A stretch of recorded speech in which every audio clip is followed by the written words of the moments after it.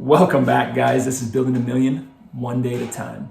So a lot of people ask all the time, how do I get started in buying and selling things? And my biggest advice, my number one thing that I say to everybody is look into what you do all the time, what you know, what you're almost an expert in. Whatever that thing is, that's going to be what you should do when you're looking to buy things and to resell it for a higher value.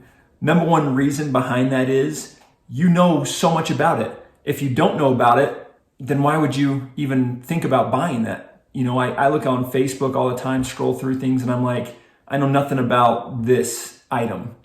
Maybe it's a good deal, maybe it's not a good deal. How would I know? I'm not an expert in it. But then I get to things that I know quite a bit, like Harleys, any motocross, four-wheelers, side-by-sides, stuff like that I know really well. Maybe not so much side-by-sides, but things that I've used in the past, and I know how to fix them if they're broken, and I know what their values are, and I know what I'm willing to pay for it and what other people are willing to pay for it.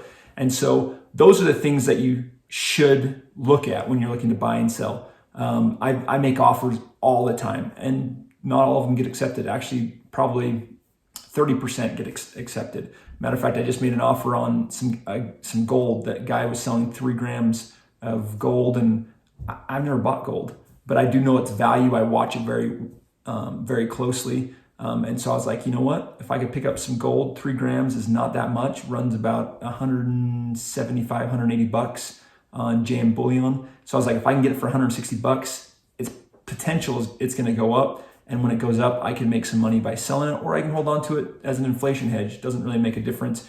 But knowing what you're making an offer on, huge difference, okay? So what I just recently did, and why I thought about it, the flip switch video I made, I'll show you that here. It was a big hit. Everybody enjoyed it. A lot of people commented on it, which I personally enjoy when people comment on it, so I can have a dialogue with other people about these things.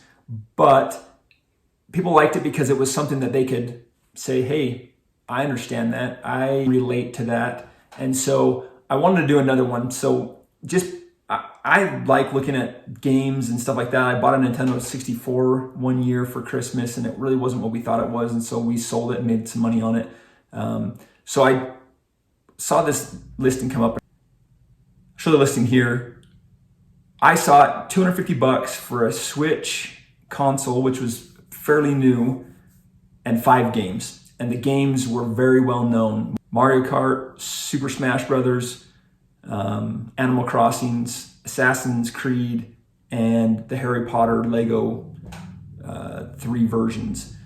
All popular games. So I thought, you know what, $250, it's not a bad price at $250, to be honest. A Switch brand new is anywhere from $265 to $300, and each one of these games runs, I mean, the first 3 that I mentioned run about $60 brand new, and the 2 other games, the Harry Potter and Assassin's Creed, run like $25 to $30. So I was like, honestly, I'm sitting at like a $400 value almost, if not more, new. What could I get used? So I kind of started running some numbers, and I offered the guy, and I'll show you the feed here. I offered him $200. Just thought, I'll throw it out there. He said no. I let it sit for a day and a half, and then I messaged him again and said, hey, you know what? I could do 210. He came back, yep, let's do 210. Met up, I bought it from him. Not a big deal. It's the sell process that comes next, right? And we'd kind of been wanting another Switch in our home, so I was like, well, I'll probably just keep the Switch. So let's see what we can sell the games for. So I posted the 3 games for $40 a piece. They all sold really quickly. Within the first 3 or 4 days, I'd sold those for $120, which I'm like, that's a no-brainer, right? That just dropped our price down to $90 for the Switch, which I'm already ahead now because the Switch normally costs $260 to $300 new.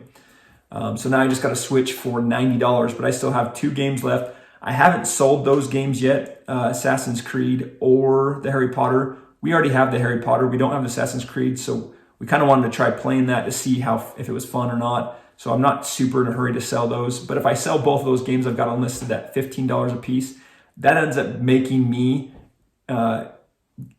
get the Switch by itself, the console with the Joy-Cons, and the whole set has the console and everything set up for $60.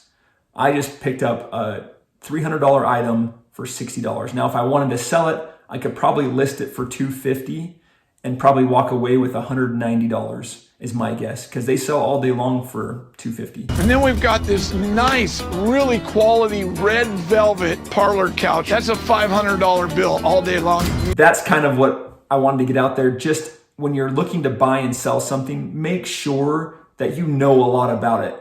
Make sure that you've purchased it before, or you've used it before, or you've looked it up before, so that you know what the value is. So you're not just going and making an offer on something that you have no clue what it would run you or what you could sell it for. Or the biggest thing is, what's the demand for it? Switch games, high demand. People are looking for them all the time. Gold, high demand. Harleys, high demand. Dirt bikes, high demand. Cars and trucks, high demand. Trailers, flatbed trailers, high demand. Make sure you know what's in high demand currently, because if you end up buying something, you may be sitting on it for a long time. And if you've watched any of my other videos, some of those things that I take out of the garbage cans, whether it's a guitar, I made a video on that, or some other random stuff, the doghouse. You never know if it's going to sell quick or not. Some do, some don't. But if you don't know what the value is, if you post it too low, it'll sell really quick if there's demand for it. If you post it too high, it could take forever, especially if there's no demand for it. So a lot of people nowadays are trying to sell things for exactly what they purchased them for, which is stupid, because if I was going to do that, I'd just go to the store and buy it brand new myself. I'm not going to spend, $50 or $55 for a high-low jack, which is what people think they're worth, which they are brand new, but used, I'm not going to pay that. I'm going to either go buy a brand new one, or I'm going to pay $20 for a used one. And if I can't find a used one, then I'll just wait. Unless I absolutely need it, then I'll just go buy a brand new. And that's kind of what I do. I mean, I look for things on Facebook. We had a microwave go out at one of our apartments. I looked on Facebook for one. I ended up finding one for $75. It was almost new. It just came out of a home. And if I would have went into the store to buy that brand new, I'd been paying $350, $400. So it is smart to know, one, what you're doing, what to pay for things, to know what the item is and what the value is of the item. And also, if you know how to repair them. That's the big thing.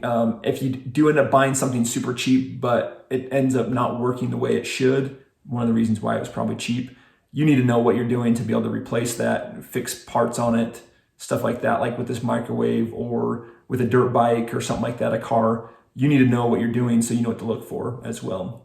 So if you think this video was helpful, make sure you give me a like and a subscribe down below if you haven't already. I appreciate your guys' patronage and watching these videos each week.